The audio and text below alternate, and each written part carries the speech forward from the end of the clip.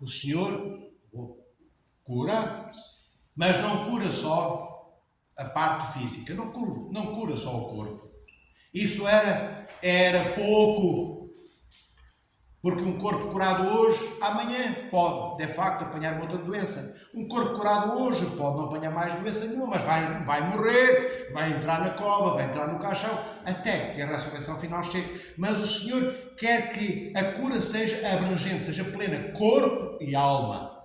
Corpo e alma reintegrada na sociedade. Quando Cristo diz que sente uma força ter saído dele, e aquela mulher aparece diante de Cristo e confessa que foi ela, toda aquela multidão percebeu, toda aquela multidão viu que era aquela senhora, que era aquela mulher. E o que é que o Senhor diz? Estás curada. Ele anuncia diante de toda a multidão que ela está curada. Ao dizer isto, Cristo afirma que ela pode, ao fim de 12 anos, estar reintegrada naquela sociedade. Pode sentar-se à mesa com os seus familiares, pode visitar as outras famílias, pode visitar os amigos que não podiam contactar com ela há 12 anos, pode dar um beijo, pode dar um abraço. O Senhor devolve-lhe a vida que lhe tinha sido roubada e também a saúde que a estava a levar para o túmulo, porque era tão pouca a saúde que ela já tinha. Este é o primeiro momento em que Cristo opera este primeiro milagre. E, se nos lembrarmos do Evangelho de hoje, este primeiro milagre é uma paragem naquela caminhada que Cristo ia a fazer para onde? Para a casa de Jairo. Ele ia a caminho da casa de Jairo. Então, esta paragem provoca um atraso. Cristo não chega no horário, na hora em que devia ter chegado à casa de Jairo. E nós sabemos pelo Evangelho que a filha de Jairo, aquela menina, tinha poucos minutos de vida e o Senhor para. E o Senhor não diz, vai-te embora, não tenho tempo para te curar. Não, o Senhor para. E Jairo para também com Cristo. Jairo era quem? O pai da menina. Estava doente. Aquele chefe da sinagoga que tinha pedido a Cristo que fosse a casa dele curar a filha. E não faz nenhum tipo de algazarra junto de Cristo, nem se manifesta junto de Cristo. Jairo, para apressar o mestre, ele fica ali, sossegado. Bem, e quando esta cura desta mulher, que na tradição da igreja dá pelo nome de Verónica, daqui a pouquinho já vos falo um bocadinho dela, uns segundos mais, quando o Senhor cura esta mulher, como eu acabei de vos narrar, já aparecem pessoas vindos da casa de Jairo dizer, não é preciso que o mestre vá curar a tua filha, porque a tua filha morreu. Bem, isto era o que o mundo acreditava. Era a informação e a notícia que os servos, os familiares de Jairo, lhe trouxeram. E o que é que o Senhor diz? Não temas. A menina dorme. E dirige-se para a casa de Jairo. E neste momento havia todas as condições para que Jairo escapasse à ira da sinagoga, à ira do templo, à ira da Tora, ou daqueles que aplicavam que eram os sumos sacerdotes. Porquê que eu digo isto? Porque no Evangelho de hoje, Jairo é conspurcado também. De acordo com a Tora, ele foi tocado por alguém da multidão, que foi tocado por alguém que foi tocado por aquela mulher. Foi curada, é verdade. Mas ela foi curada desobedecendo à Tora.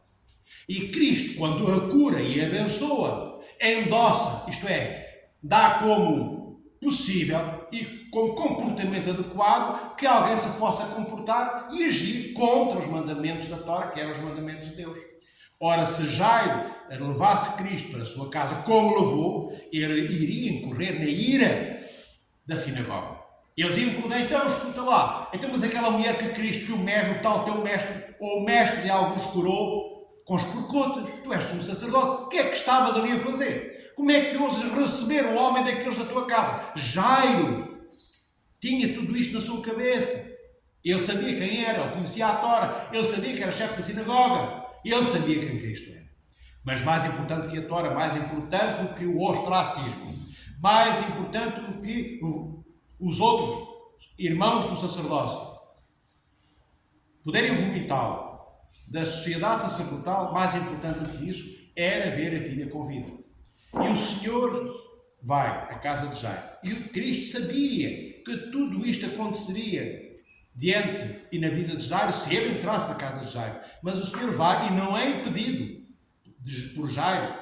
Vai e é bem recebido, mas todos se riem. Quando o Senhor chega e diz que a menina dorme, riem-se, porque todos sabiam que ela estava morta.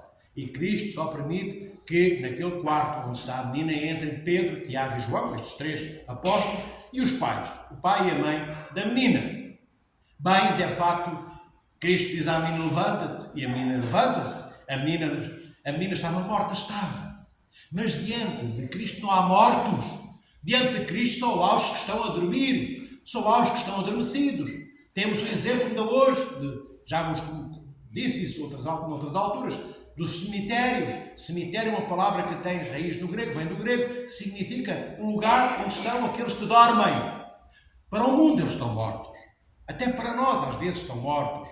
Mas diante de Deus eles estão a dormir. Aqueles todos que nós encontramos nos cemitérios, onde nós um dia também entraremos, se tivermos a fé desta mulher, que é maior do que a fé de Jairo, mas mesmo tendo a fé pequena de Jairo, que ainda é grande comparada com a nossa, nós seremos daqueles, como a sua filha, que estarão a dormir. Seremos daqueles que Cristo ressuscitará. Mas vede, tanto no caso desta mulher, Verónica, como no caso de Jairo, em função da sua filha, nenhum deles, nem ela ficou no sofá, nem Jairo ficou no sofá das suas casas, não sei da sua família.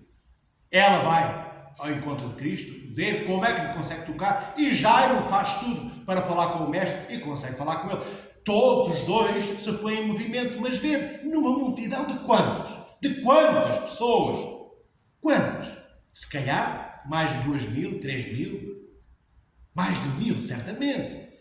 Mais de 10.000, dizem os padres da igreja. Mais de 15.000, às vezes, afirma a tradição da igreja. Era o número que compunha as multidões que cercavam Cristo e que deambulavam por todo Israel com Cristo. E vede, mas só 2 pessoas, de uma multidão imensa, têm uma fé verdadeira, têm uma fé que não é apenas um pensamento intelectualizado, têm uma fé que significa querer ser igual a Cristo. Ter fé significa eu fazer aquilo que Cristo faz. Ter Cristo como meu modelo, mas não é para escrever no papel. Eu tenho Cristo como meu modelo. Hoje às 10 da manhã escrevi, eu tenho Cristo como meu modelo. Acredito que o Senhor é o Filho de Deus. Acredito que Ele faz milagres. E pronto, ponho aquilo na gaveta e vou à minha vidinha. Isso não é ter fé. Isso é ter nada. Isso é ter uma fé, porque nós temos, é um dom de Deus, não podemos, ninguém nasce, ninguém vive sem a fé, sem ter fé como dom dado por Deus, só que é como se não a tivéssemos, porque ela não toma corpo, realidade, peso, forma, design em nós. Então, a fé significa crer que aquele que é o Deus vivo tem vida para nos dar a nós que não a temos. Nós não temos vida. Nós respiramos técnica, mecanicamente, durante uns anos.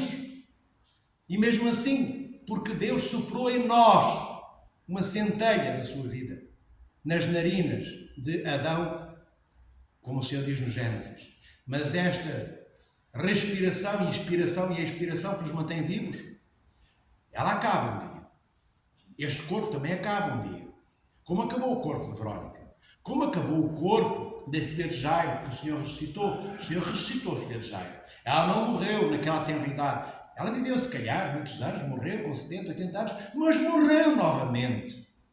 Porque só não haverá mais morte quando, no dia de juízo final, Cristo ressuscitar a todos os que estão adormecidos nos cemitérios para a vida. E os vivos, que estão vivos na vida que este mundo nos dá como oferta, que são apenas tempos onde vivemos ainda as consequências da queda de Adão e Eva. Esses vivos têm que ser também ressuscitados, passarão pela morte.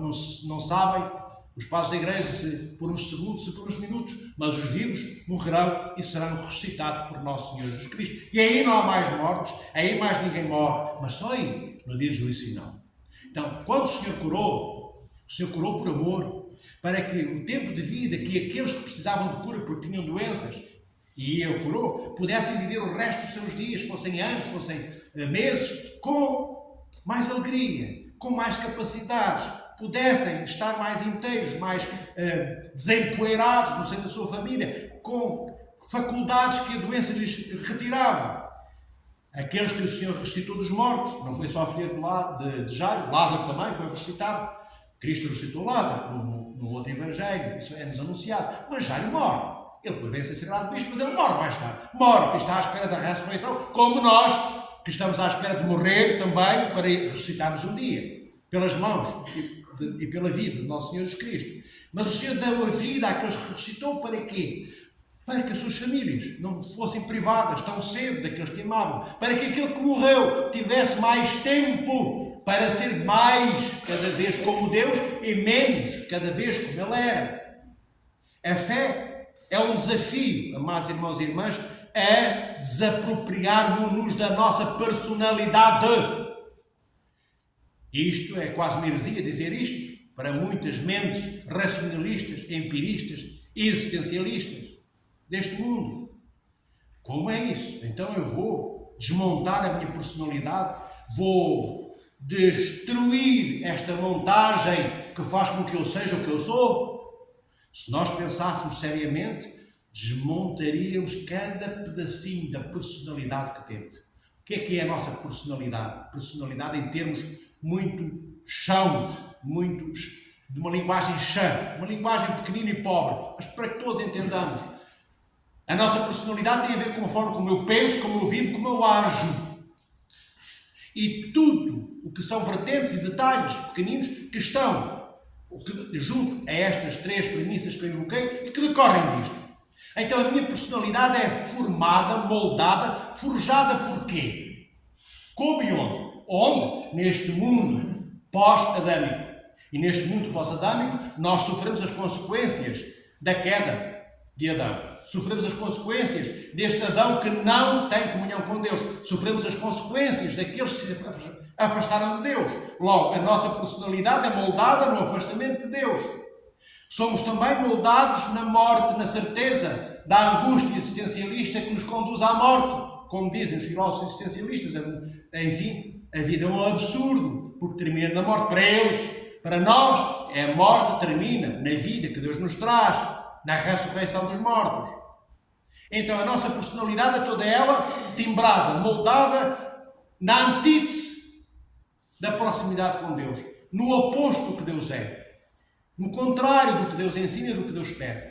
Por isso, eu, pessoalmente, não me importo de desmontar a minha personalidade e com ela aquilo em que o mundo pediu que eu acreditasse, e desmontando, destruindo o edifício da minha personalidade, deixar de ser aquilo que eu moldei, ou deixei que me moldassem para que eu fosse, abdicar das minhas convicções, porque quase, certo e seguramente, que estão erradas. São apenas, as minhas convicções são alicerçadas nos modelos cientificamente provados do correto deste mundo. Mas já vimos que aquilo que é correto neste mundo, não é correto aos olhos de Deus. Se assim fosse, o Verbo não teria encarnado. Então, quando eu desmonto a minha personalidade, não é para me diluir naquilo que Deus é. Deus não precisa que ninguém se dilua naquilo que Ele é, nem nós deixamos de ser o que somos. Só que, ao desmontar a personalidade que o mundo me deu e que eu aceitei, na maioria dos casos, de forma inconsciente, eu adquiro a minha verdadeira personalidade, ou seja, eu reconheço que aquilo que eu tinha não estava no enfiamento, na linha, no horizonte do que Deus me convidou para que eu fosse. Então, ao readquirir uma nova personalidade dentro do contexto do que Deus me convidou para que eu seja, e sendo-o, então sim, eu sou único, ou eu sou singular, eu tenho uma personalidade própria, mas as minhas convicções não são as convicções que o mundo me emprestou, ou que o mundo me vendeu, ou que o mundo me impingiu. As minhas convicções são as convicções do meu Criador. Mas isso não faz de mim uma cópia do Criador. Faz de mim um ser completamente autónomo. Faz de mim algo que não uma marioneta, mas um filho singular de Deus. Cristo, na sua natureza humana e vontade humana, é aquilo que nós vemos no Evangelho que o Senhor é pela sua vida. O que o Senhor diz é o que o Senhor vive. O que o Senhor vive, diz é o que Ele faz. Então nós devemos procurar ter uma personalidade assim. As minhas convicções conduzem-me a atos. Atos que estão de acordo com aquilo em que eu creio e que, não, ao serem executadas, essas obras não põem em causa a vida dos meus irmãos. Se nós verificarmos hoje, quantas convicções, quantas personalidades deste mundo não destroem os outros. Mas não é só a personalidade que destrói. Destrói em casa, destrói em emprego, destrói em saúde, matam. Olhem as convicções que conduzem às guerras. Olhem as convicções que conduzem a tantas políticas nestes países, e nós vivemos num deles, em que tudo às vezes se torna diante de nós às avessas, ao contrário do que deveria de ser. Mas são as convicções, são as personalidades de pessoas tidas como bem esclarecidas e possantes na sua capacidade de influenciar os outros, que nos trazem essas desgraças. Vede, se não era melhor pensarmos e termos a humildade para tomarmos uma vida nova.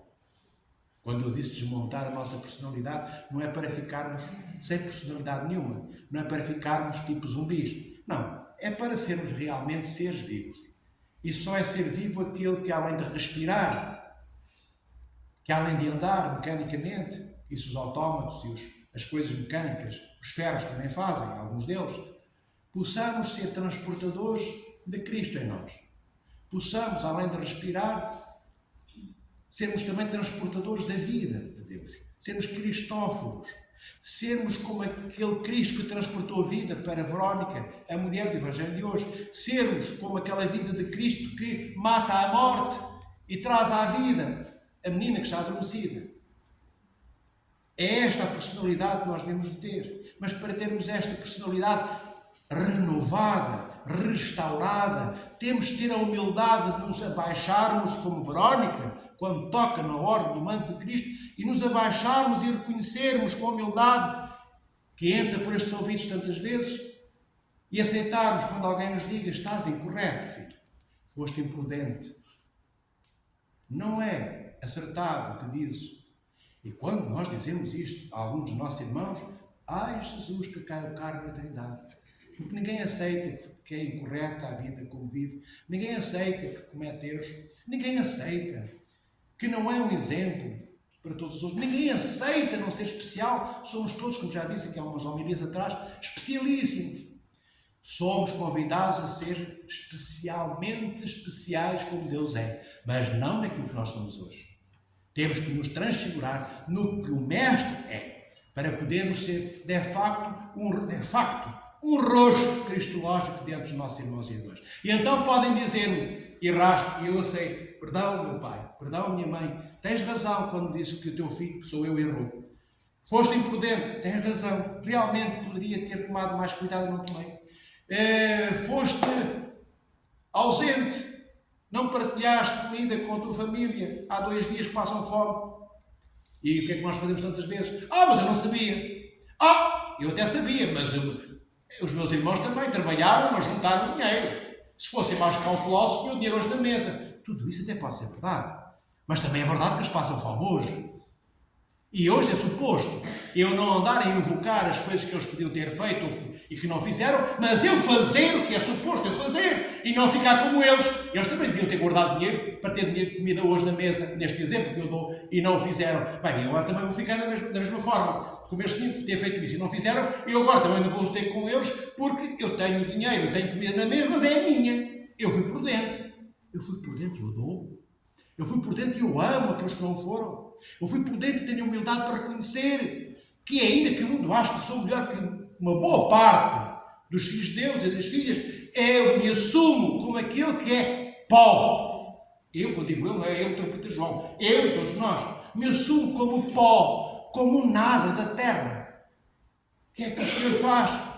Cristo, nesta comparação entre nós e o pó da terra, o verbo que encarna no ventre de Maria, que assume a natureza humana, assume o pó daquilo que nós somos, para nos tornar, além do pó, e para além do pó, e para lá do pó, aquilo que Ele é. amados irmãos e irmãs. E Ele é a vida. E Ele é Deus.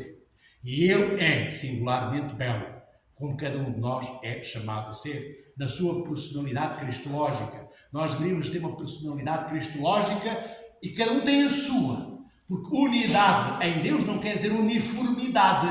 Entendem? Quando nós falamos de estarmos unidos a Deus, não quer dizer uniformidade, sermos todos iguais. Não. Unidos a Deus de formas totalmente diversas, distintas e diferentes. Cada um dos santos e santas da Igreja, mesmo que viveram durante o mesmo período de tempo, e até foram amigos e se conheceram, alguns deles, em suas vidas, eles eram diferentes. Ninguém era igual ao outro ou à outra. Todos nós, irmãos e irmãs que aqui estamos, vimos à Igreja porque acreditamos em nosso Senhor Jesus Cristo. Acreditamos que Ele é o Senhor da vida. Mas todos nós somos diferentes uns dos outros. Todos. Na forma como pensamos, como andamos, como comemos, como entramos na Igreja, como saímos dela, como chegamos, como voltamos. Todos nós somos diferentes. Mas todos nós queremos o mesmo. Comunhão com o nosso Senhor Jesus Cristo.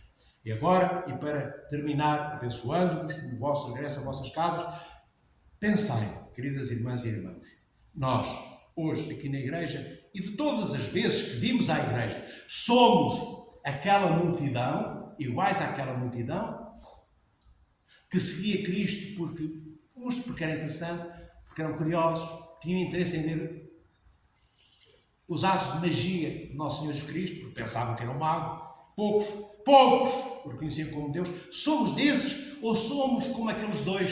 Verónica, que foi curada na sua hemorragia, e como Jairo, que teve fé para chamar Cristo para ir curar a sua filha. Somos desses dois ou somos daqueles outros cujos nomes não vêm narrados no Evangelho de hoje? Vêm apenas como fazendo parte de uma multidão. Pensemos, amados irmãos e irmãs, quando nós hoje não tocamos apenas a orla do manto do nosso Senhor Jesus Cristo, nós comungamos o corpo e o sangue de Cristo, Cristo dentro de nós, até a última, como eu digo, da nossa célula, dos nossos átomos, das partículas que formam o átomo, como os prótons, eletrões e neutrões, das partículas subatómicas que ainda formam os prótons e os eletrões, todas estas, o corpo e o sangue do nosso Senhor vai até aí. Verónica só tocou nisto. Tocou na orla. Verónica toca nisto. Lá no fundo, baixa-se. É nisso que ela toca. E nós comungamos o Senhor no qual ela tocou. Mas será que nós temos a certeza que este Cristo é mesmo o Senhor do qual flui a vida, que mata a doença? Como aquele exemplo do interruptor que acende a luz e apaga as trevas da nossa sala e quarto. É nisso que nós queremos. Ou somos daqueles, como disse há pouco, que acreditamos intelectualmente, que achamos, claro, estamos de acordo com tudo, mas não fazemos nada para ser iguais àquele com o qual concordamos, que é bom ser, parecido ou semelhante. Então pensemos, queridos irmãos e irmãs, nós tocamos hoje mais este nosso Deus do que Verónica. Verónica tocou numa veste, nem tocou num pedacinho da carne, não tocou num dedo de Cristo, numa orelha, num pedacinho do rosto, num joelho de Cristo, não, tocou numa veste. Mas a veste de Cristo transportava santificação e cura. Por isso nós beijamos os mantos e os ossos e as roupinhas e as roupas dos santos e santas, que elas estão impregnadas das energias incriadas de Deus. Terminando, como nós, quando colocamos perfume sobre nós próprios, perfume, as nossas roupas ficam cheirando a perfume. E se alguém tocar na nossa roupa, o que é que acontece? Fica com a sua mão, ou o seu rosto se beijou, um ombro nosso, ou o que for, fica com a sua mão ou a parte do corpo que tocou em nós, cheirando a perfume. É como acontece com as energias incriadas de Deus. Com a vida que Deus nos dá. Ela passa para nós como um perfume nas roupas que tocamos, passa para nós também. Que o Senhor abençoe, proteja, guarde e ilumine para sermos cada vez mais o que Deus quer que sejamos e menos aquilo que nós deixamos que a sociedade nos construísse para que nós fôssemos, ou que nós ajudamos a construir também, a que chamamos personalidade. É importante ter personalidade e um caráter, mas que seja o caráter de Cristo em nós, que seja o carácter de Cristo em nós, que seja uma personalidade cristológica, que em vez de me anular e me tornar igual a todos, me diferencia cada vez mais e me torna um outro Cristo, diferente do Cristo que encontro no rosto da minha irmã e do meu irmão. É essa a personalidade que nós devemos ter, não esta. Esta não serve para absolutamente nada. Pensemos se serve para alguma coisa. E podemos falar mais tarde sobre isto. Se alguém me disser que a personalidade que nós temos é mais importante do que a personalidade cristológica em nós, tenho todo o gosto e profundo amor de falar sobre esse assunto com quem quer que seja. Que o Senhor os proteja, abençoe e amamente ao seu amor, alimentando-vos em todos os dias da vossa vida, curando os vossos corpos e as vossas almas. Rei dos céus, Consolador, Espírito de